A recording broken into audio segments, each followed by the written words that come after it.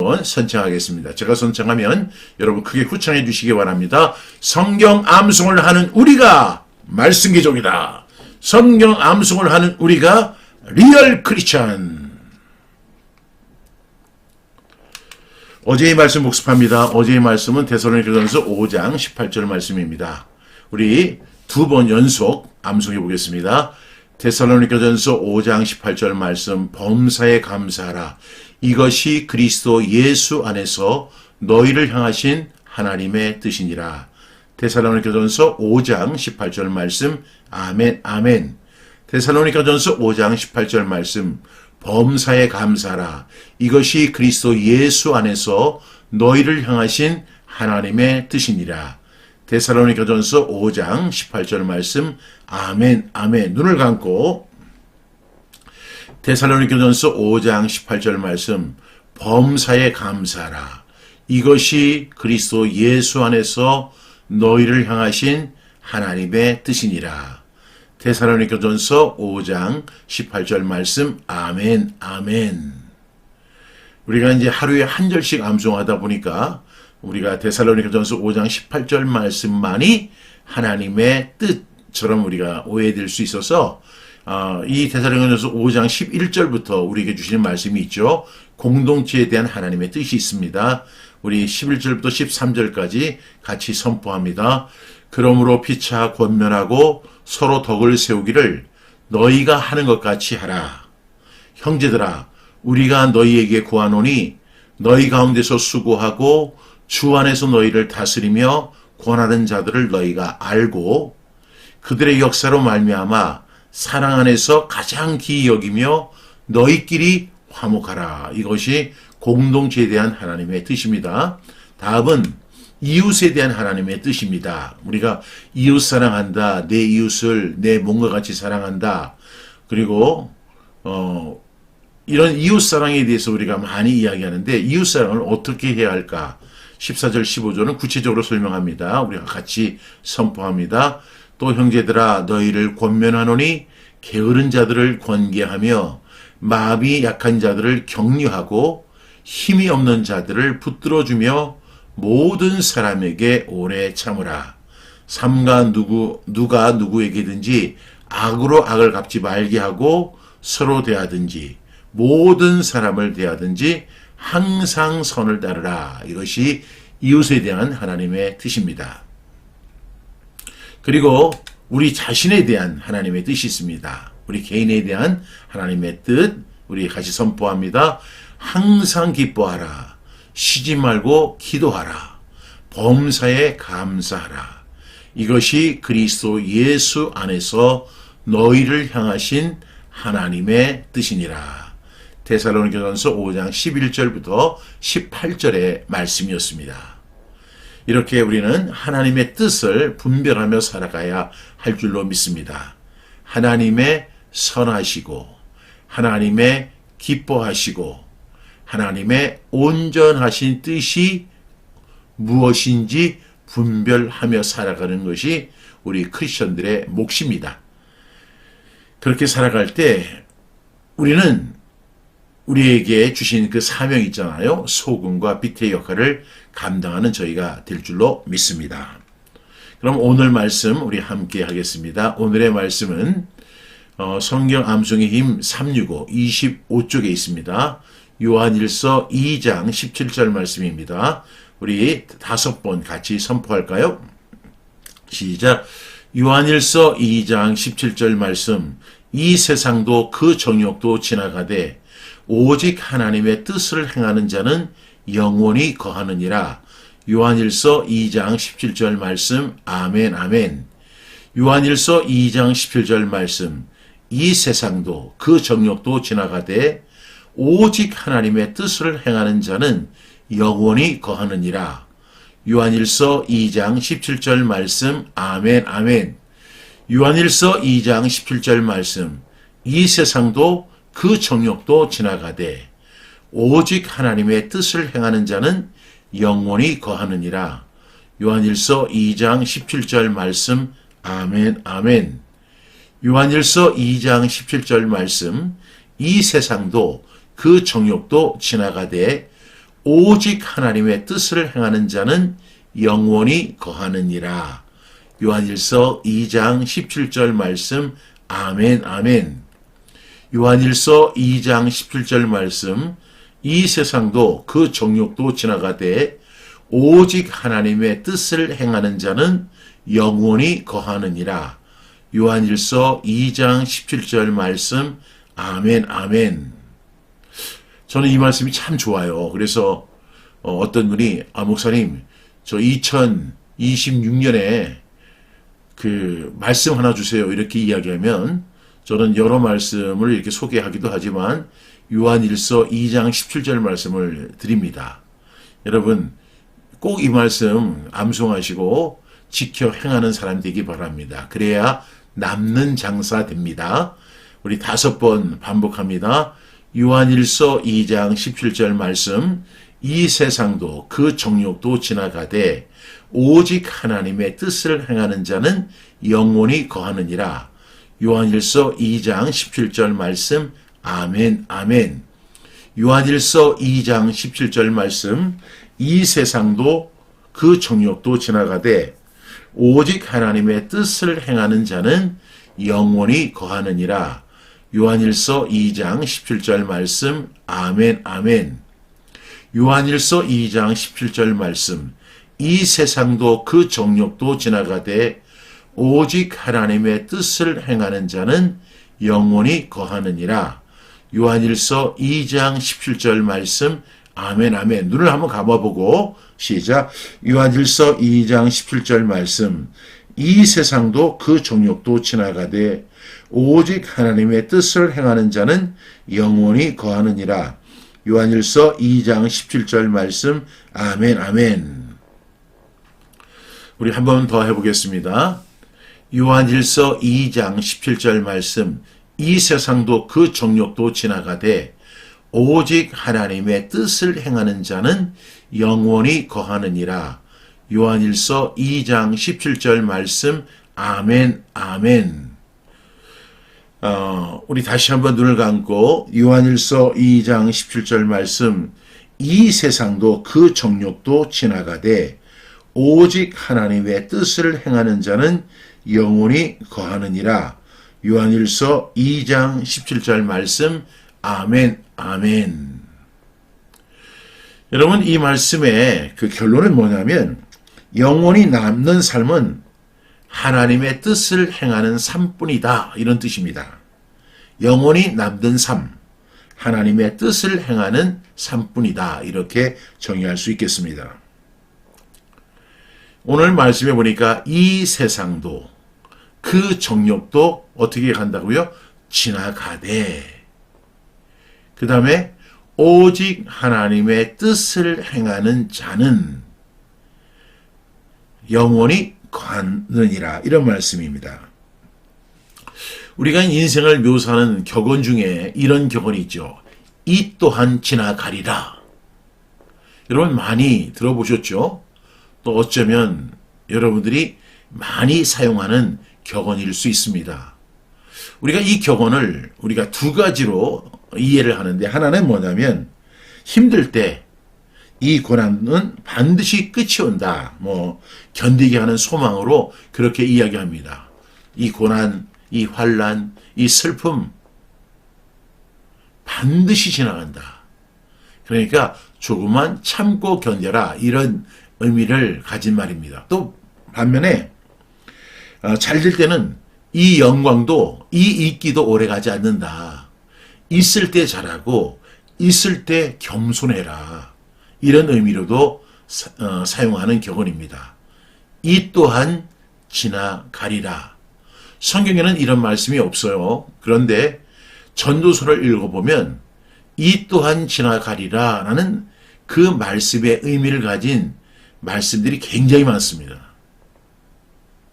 분명한 사실은 이 세상도 그 정욕도 다 지나간다는 것입니다. 그럼 남는 게 뭐예요? 오직 하나님의 뜻을 행하는 사람만 영원히 거한다는 것입니다. 그럼에도 불구하고 우리가 붙잡기 위해 애쓰지만 성경은 우리에게 두 가지를 이야기하죠. 이미 지나갈 거, 또 하나는 남을 것을 분명히 구분해서 우리에게 설명해 줍니다. 다 지나간다. 이 세상도 지나간다. 그 정욕도 지나간다. 그런데 남는 게 하나 있다. 남는 사람이 있다. 그게 뭐냐? 오직 하나님의 뜻을 행하는 사람은 영원히 남는다. 이런 의미를 가지고 있습니다. 여러분, 이 말씀을 이렇게 보면서 이 세상도 지나간다. 이렇게 이야기하죠. 여기서 사도 요한이 말씀하는 세상은 창조 자체를 의미하는 것이 아니라 하나님 없이 돌아가는 세상을 의미하는 거예요. 하나님 없이 사는 세상, 결국은 다 지나가는 것입니다. 화려하게 보이죠. 그렇지만 성경은 단호하게 이야기합니다. 지나간다. 이렇게 이야기합니다.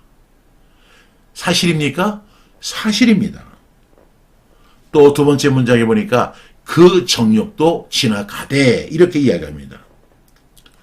여러분, 그 정욕은 일시적인 만족을 주지만 영원한 만족을 주는 것이 없습니다. 매력적인 이야기는 사람을 붙잡는 것 같지만 결국은 사람을 소모시킵니다. 여러분, 세상의 모든 것은 다 유행입니다. 심지어는 설교자의 그 설교도 유행을 따른다고 이야기합니다. 그렇지만 저와 여러분이 잘 아시는 것처럼 유행이라는 것은 말 그대로 지나가는 것입니다. 이 세상에 영원한 것은 없습니다. 우리가 그렇게 좋아하는 것도 오랫동안 이렇게 보면 질려요. 유튜브가 그렇게 재밌는데 여러분 1시간만 이렇게 놓고 보면 질립니다. 여러분이 그렇게 좋아하는 카톡도 계속 하다 보면 머리 아파요. 영원한 것 하나도 없습니다. 이 세상의 모든 것은 다 지나갑니다. 이렇게 세상은 지나가는 것과 남는 것이 있는데 오늘 세 번째 문장에 보니까 오직 하나님의 뜻을 행하는 자는 이렇게 이야기합니다. 여기서 말씀이 방향을 틀죠. 세상과 정욕은 다 지나간다. 그런데 하나님의 뜻은 뭐예요? 선택의 대상이에요. 그 말씀을 우리가 아는 것까지는 누구나 다 알 수 있어요. 모든 크리스천들은 다 알죠. 제가 어느 교회에 이제 담임 목사로 부임을 했었거든요. 근데 그 교회가 아주 전통이 많은, 그래서 1번지 교회라는 교회였어요. 장로님들이 꽤 많더라고요. 근데 그 장로님 중에 이제 대표 장로님이 이제 약간 이제 첫 번째 설교를 하는데, 목사님, 본문이 어디예요? 이렇게 물어보더라고요. 그래서 제가 창세기 12장 1절 2절입니다. 이렇게 이야기했어요. 그랬더니 그 장로님이 하시는 말씀이 아브라함 이야기 그거 내가 수백 번 들었지. 이렇게 얘기하시는 거예요. 그래가지고 제가 이런 데서 목회하기가 쉽지 않겠구나. 왜냐하면 그 아브라함 설교를 갖다가 그분이 40년, 50년 신앙생활 하셨는데 한두 번 들어보셨겠어요? 그런데 여러분, 정말로 그 하나님의 말씀을 아는 거 누구나 다 알죠. 교회 10년 다니고 20년 다니고. 근데 그게 중요한 게 아니에요. 오늘 사도 요한은 이렇게 이야기합니다. 오직 하나님의 뜻을 행하는 자. 중요한 것은 나의 이 말을 듣고 지켜 행하는 자예요. 우리가 성경 암송하는 이유가 뭡니까? 남들 앞에서 자랑하려고요? 사람들 그런 거에 코웃음 칩니다. 성경 암송한다고 대단하지 않네. 제가 성경 암송 사역을 해보니까 그렇습니다. 아니 어떻게 할 게 없어가지고 성경 암송학교 하세요? 이렇게 이야기하는 분들도 있어요. 대놓고. 그거 하면 밥이 나옵니까? 쌀이 나옵니까? 이렇게 얘기하는 사람도 있어요. 여러분, 성경 암송하는 것은 그냥 암송만 하려고 하는 게 아니에요. 제가 일전에도 말씀을 드렸지만 성경 암송에는 4가지의 단계가 있다고 했잖아요. 첫 번째는 암기하는 거, 보지 않고 외우는 것이 암기예요. 암송은 뭐냐면 입이 암기된 말씀을 반복하고 또 반복하는 단계를 암송이라고 해요. 세 번째는 신비, 마음에 새기는 거예요. 마음의 비석에다가 하나님의 말씀을 새기는 거죠. 왜냐하면 신명기 6장에 보면 오늘 내가 내게 명하는 이 말씀을 너는 마음에 새기고 네 자녀에게 부지런히 트레이닝하며 이렇게 나오죠. 그럼 거기까지 해도 그것을 아는 단계에 있는 거예요. 네 번째 단계가 뭐냐면 그 말씀을 적용하고 순종하는 거예요. 실천하고 순종하는 거. 이것이 진정한 성경 암송입니다. 그래서 저는 지금 우리가 하루에 한 절씩 암송하자 이렇게 암송에 대해서 제가 구호를 외치면서 진행하지만 정말 제가 원하는 것은 뭐냐면 우리가 한 절을 암송해도 그 한 절을 실천하며 살고 행하는 사람이 되는 것이 가장 위대한 목표라고 저는 생각합니다. 만약에 우리가 365절을 알고 그 말씀대로 믿고 말씀대로 살아낸다면 하나님 얼마나 기뻐하실까요? 제가 성경 암송을 하는 가운데 가장 부담이 되는 말씀, 우리가 이제 365절에도 들어있어요. 형제사랑. 내 이웃을 내 몸과 같이 사랑하라. 예수님이 또 이렇게 말씀하셨죠. 사람이 친구를 위하여 자기 목숨을 버리면 이보다 더 큰 사랑이 없나니. 그러니까 진짜 사랑하는 거, 이웃을 사랑하고 굉장히 힘들거든요. 그런데 우리가 암송을 하면서 그 말씀을 상기합니다.